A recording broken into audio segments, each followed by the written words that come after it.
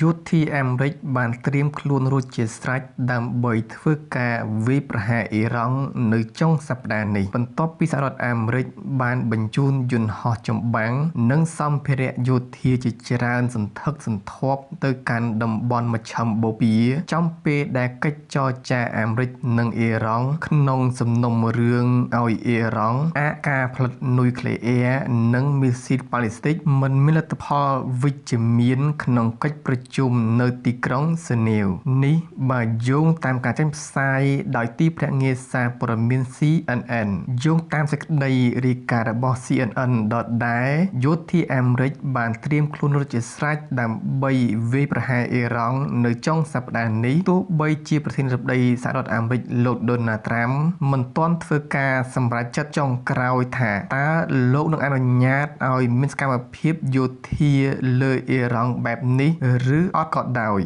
សេតវិមានត្រូវបានជូនដំណឹងថាយោធាអាចត្រៀមខ្លួនជាស្រេចសម្រាប់ការវាយប្រហារនៅចុងសប្តាហ៍នេះលើអ៊ីរ៉ង់បន្ទាប់ពីមានការកើនឡើងគួរកត់សម្គាល់នៃទាហានផ្លូវអាកាសនិងកងទ័ពជើងទឹកអាមេរិកនៅមជ្ឈិមបូព៌ាក្នុងរយៈពេលប្រមាណថ្ងៃថ្មីនេះមន្ត្រីសន្តិសុខជាតិជាន់ខ្ពស់របស់រដ្ឋបាលលោក Donald Trump បានជួបពិភាក្សាគ្នាកាលពីថ្ងៃពុធនៅក្នុងបន្ទប់ស្ថានភាពសេត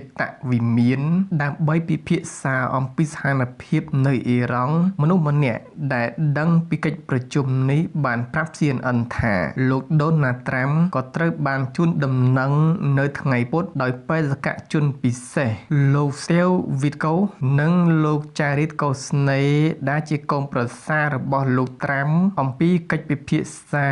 ដោយប្រយោលរបស់អ្នកទាំងពីរជាមួយអ៊ីរ៉ង់ដែលបានកើនឡើងមួយថ្ងៃមុននេះអ្នកនាំពាក្យសេតវិមានលោកស្រី Caroline Leavitt បានបញ្ជាក់កាលពីថ្ងៃពុធថាអ៊ីរ៉ង់នឹងផ្ដល់ព័ត៌មានលម្អិតបន្ថែមអំពីជំហរចរចារបស់ខ្លួនក្នុងរយៈពេល 2-3 សប្តាហ៍ខាងមុខនេះប៉ុន្តែលោកប្រធានាធិបតី Donald Trump នឹងសម្រេចចិត្តបើកការវាយប្រហារមិនទទួលបានជំហរពីអ៊ីរ៉ង់យ៉ាងណានោះទេ